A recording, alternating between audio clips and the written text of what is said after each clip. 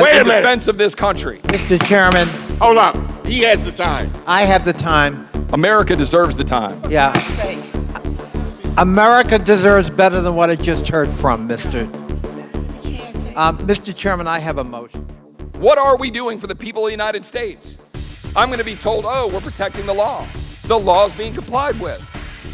When instead what it is a fishing expedition for political purposes, which we saw on high display yesterday in the room next door, where we got nothing other than dawdling responses about an incompetent effort.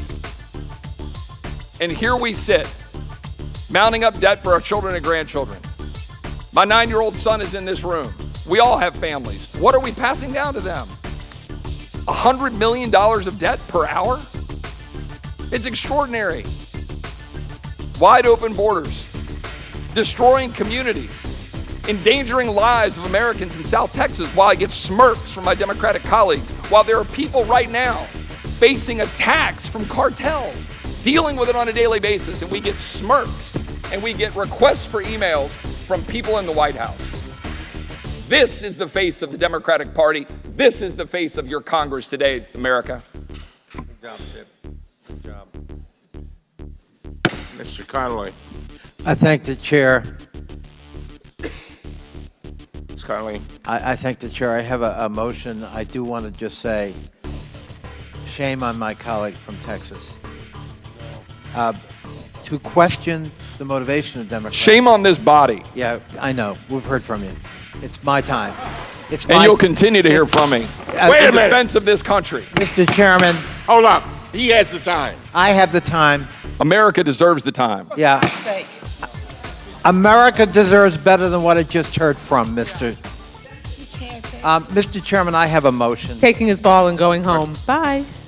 I am here today primarily because if I do not object, Congress will have passed into law a bill that spends $19 billion of taxpayer money without members of Congress being present here in our nation's capital to vote on it.